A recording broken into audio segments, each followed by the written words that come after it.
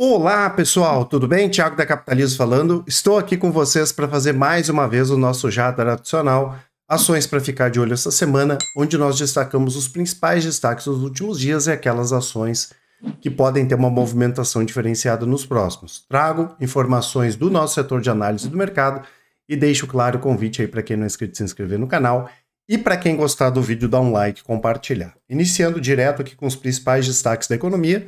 Mais uma semana, né, pessoal, com números, vamos dizer assim, contraditórios, mostrando a produção aqui industrial no Brasil mais forte, alguns números mostrando que a atividade está fraca, nos Estados Unidos, pedidos de auxílio-desemprego estáveis, né? Então a gente permanece com aquele cenário, apesar dessa alta do dólar aqui no curto prazo, né, de continuidade de queda de juros aqui no Brasil, e que o Fed, lá nos Estados Unidos, indique, né, queda de juros ainda no primeiro semestre desse ano. Teremos, inclusive, nessa semana, a divulgação do IPCA 15 na sexta-feira, né, que é a prévia do principal indicador de inflação, aqui referente ao mês de março. Né? A expectativa é de uma alta aí de 0,20, 0,25. Tá? Vamos, né, continuar observando, a gente espera aí que a inflação continue acomodada no Brasil. E além disso, né, pessoal, nós tivemos na última semana o início da divulgação de resultados do primeiro trimestre desse ano com a Home, que eu já vou comentar. E essa semana, dia 23, tem os Minas, dia 24, Açaí, Neoenergia e Vale. Dia 25, Klabin, Multiplan. 26, Quero-Quero e Pera. E nos Estados Unidos, na quinta-feira, Microsoft e Google, né, Alphabet, na quinta. E na sexta-feira, ExxonMobil e a Chevron, que a gente espera que divulgue bons resultados, tá? Vindo aqui para os principais destaques do mercado, mais uma semana debaixo do Ibovespa, acumula uma queda de quase 7% em 2024, e DIV e índice de small caps também caíram. Lá fora a bolsa caiu, mesmo com a alta do dólar de 1,62, dólar já sobe 7% no ano, e o Bitcoin aqui, né, que passou na última sexta-feira pelo processo de halving, que reduziu aí pela metade a emissão de novas criptos, está com uma boa alta aqui no ano, 57%, subiu 1,56% na última semana. Vendo aqui os gráficos, né, pessoal, até para a gente entender qual a tendência de médio e curto prazo dos preços, temos aqui o Ibovespa, né, que bateu na parte inferior aqui do canal de alta, então no curto prazo ele está em tendência de baixa, no médio prazo aqui uma tendência altista, vamos ver se ele rompe aqui para baixo ou reage, podendo fazer com que os preços pelo menos tenham um repique aí nos próximos dias. Lembrando que esses aqui são gráficos semanais. O dólar acabou batendo lá na parte de cima, né, na resistência, na casa lá dos 5,25. Vamos ver se ele rompe, né? Rompendo, o próximo ponto mais importante no gráfico seria só lá na casa dos 5,80, tendência de alta aí do dólar no curto prazo. Temos aqui o IVVB, que poderia ser o SP em reais, né? Então, com um movimento bem parecido ali que a gente vai olhar do Bitcoin. Ele não conseguiu romper aqui as máximas, né? Está em tendência de alta de médio e curto prazo. Vamos ver se rompe aqui ou se cede mais, né? E o Bitcoin, aqui nós temos o ETF, o que é BTC, mas poderia ser o próprio Bitcoin. Tem uma possibilidade boa, né, com essa questão do halving aí passado, de romper aqui as máximas, né? E quem sabe ter mais uma semana aí de alta. Bitcoin, apesar de estar sem tendência no curto prazo, de médio prazo que continua com uma bela tendência de alta. Vindo aqui para mais destaques, né, pessoal, EMAI, queda aí de 30%, nós tivemos o leilão de privatização da empresa, que era aguardado aí desde 2020, e o fundo Phoenix, né, que tem como um dos investidores o Nelson Tanuri, acabou sendo o vencedor do leilão, 1 bilhão, né, que eles compraram a parte que estava com o estado de São Paulo. As ações até caíram porque a gente esperava até um ágio maior, né? A gente achou que 1 bilhão e pouco ali que foi o pago foi um valor baixo aqui, principalmente quando a gente vê a qualidade dos ativos da EMAI, e a EMAI tem muita propriedade, tem muito terreno, muita coisa, então entendemos ali que foi um valor baixo, né, que acabou sendo bom aqui para o comprador. Azevedo e Travassos, nada novo aqui, queda de 16%, Azul queda de quase 11%, tivemos no final da semana, né, mais o Fontes, como a gente brinca, né, comentando da possibilidade novamente de fusão em Azul e Gol. É mais uma questão, né, pessoal, de sobrevivência aí das empresas, é um setor muito complicado, tem custo em dólar, receita em real, mesmo com uma parte da receita em dólares, a gente evita ao máximo, né, esse tipo de empresa e o endividamento gigantesco da Azul, especialmente da Gol. Claro que pode dar uma subida no curto prazo, mas entendemos que para o longo prazo não dá para se animar muito aqui, infelizmente, com os resultados das duas empresas. Home, mais uma vez, divulgando resultados negativos.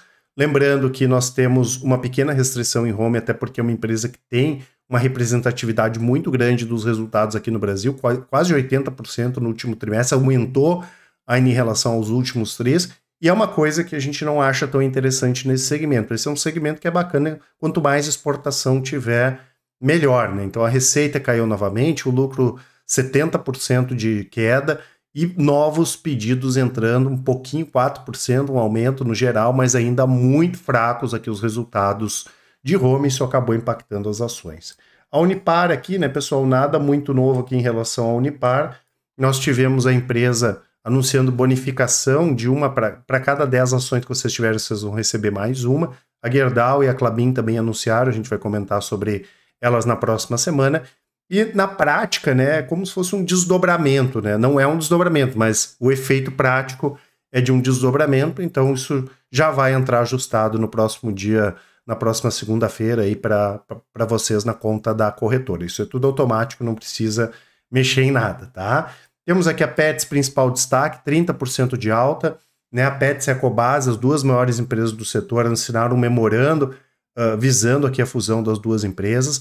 Um negócio que foi muito interessante quando a gente olha no primeiro momento para a Petz, porque nós tivemos uma proposta de troca aqui de R$7 por ação da Petz, bem acima do valor aí do fechamento de quinta, que foi R$13,50, né? E a Cobasi vai fazer um pagamento de 450 milhões aos acionistas de Petz, financiando ainda, né? Financiado por uma injeção de capital aqui da família Nassar e também do Kinea, né? Que é uma gestora aí bastante conhecida por todos, tá? E cada empresa aqui vai ficar com 50% dessa nova empresa combinada, e as duas juntas, né? Um faturamento de 6,9 bi, sendo 3,8 da Petz e 3,1 da Cobasi. Isso aqui, claro que o CAD tem que aprovar, a gente vai falar mais um pouco a respeito disso, mas bem interessante aí para a Petz. Não é um segmento que a gente gosta do segmento, apesar dele ser muito nichado. A nossa questão, até porque pode crescer no físico, no varejo, tem a questão de veterinária, de pet shops, que a gente já comentou algumas vezes, porém, né, tem a questão que ela não passou por muitas crises como a gente passou aí nos últimos anos, né? Então falta um pouco, as duas empresas do tamanho que elas são hoje, um pouco de histórico, né? Então, quando tem esses cenários de dúvida, a gente prefere ficar um pouco mais afastado, principalmente aí quando a gente tem uma visão mais de longo prazo, tá? Agora que eu vi aqui, só peço desculpas que cortou um pouquinho aqui da apresentação, mas enfim, aqui embaixo tinha a Unipar ali com uma queda de 9,4 e aqui vai ter a Brisanet, que eu já vou comentar aqui embaixo, tá? Tivemos CBA, né, pessoal, sem grandes novidades, aqui uma ação continua muito barata, né, o alumínio ainda nem voltou, né, e lembrando que a gente comentou já sobre a CBA bastante no canal, aqui se vocês olharem tem 2, 3 vídeos nos últimos meses falando especificamente dela, a gente espera que seja um dos principais destaques ainda de curto prazo. A Sabesp, outro destaque de alta aqui, a empresa, na verdade a Câmara de Vereadores de São Paulo aprovou, né, a adesão em primeiro turno do município à privatização da Sabesp. O segundo turno, a segunda votação vai ser em maio, e é significante isso aqui, né, pessoal, muito significativo para esse processo de privatização da Sabesp, porque só a cidade de São Paulo contribui com quase 50% da receita total da Sabesp, que atende 370 municípios em São Paulo, né? Então a gente espera, sim, né, que isso tenha um desfecho aí com a privatização da empresa. Petrobras aqui subindo bem, né, pessoal, 4% na semana, lembrando que nós temos a expectativa dessa semana de termos uma definição em relação aos pagamentos de dividendos extraordinários por parte da Petrobras, e aqui não está dando para ver aqui, peço desculpas. Brisanet, uma alta de quase 4%, 3,93%, mais uma vez com fortes dados operacionais, aqui também no mês de março. Novas linhas de banda larga crescendo 14% e banda larga móvel 60%. É uma empresa que em termos operacionais vem se destacando, né, aí nos últimos trimestres. Quero deixar aqui para quem não baixou ainda esse e-book, na melhor small cap da Bolsa, né, uma ação que está caindo forte aí do ano passado para cá, em torno de 40%, a gente tem uma expectativa muito positiva em relação a essa ação, não só de valorização, mas também com pagamento de dividendos, informações nos comentários e também na descrição do vídeo. E temos aqui outras empresas, né, pessoal, que também divulgaram os dados operacionais, várias construtoras, entre elas a Lave, né, que é da Cyrela, divulgou aí vendas com alta de 370% no primeiro trimestre desse ano, bastante positivo. Ela já vinha nos últimos trimestres com resultados fortes. A Trisul ficou dentro do esperado, né, as vendas com alta aí de 11% do primeiro trimestre desse ano em relação ao primeiro trimestre do ano passado. Exetec, mais uma vez, fracos resultados, queda de 20% nas vendas, né? E tivemos aqui MRV, de uma forma geral, foi positivo quando a gente olha o todo da empresa, alta nas vendas de 18% no primeiro tri desse ano em relação ao ano passado, porém, a operação dos Estados Unidos ainda queimando caixa, né? Puxando o resultado como um todo para baixo. E tivemos aqui a Vale, né, pessoal, divulgando bons dados de produção referentes ao primeiro trimestre desse ano.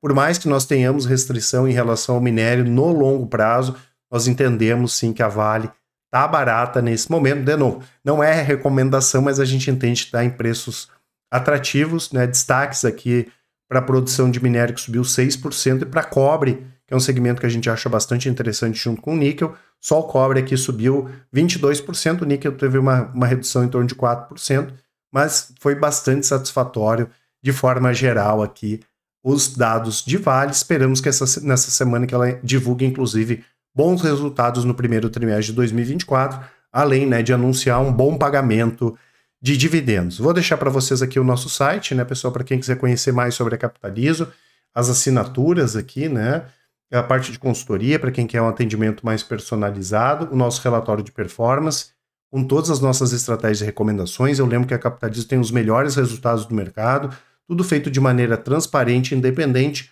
e também com os melhores resultados, né? E também com o melhor atendimento, né? Então, no caso de dúvidas, mandem um e-mail para a gente, ou quem preferir pode nos chamar no WhatsApp, mandar um áudio, uma mensagem, que com certeza o pessoal do atendimento vai auxiliar todas as informações nos comentários e também na descrição do vídeo. Um grande abraço, uma ótima semana e ótimos investimentos. Até mais!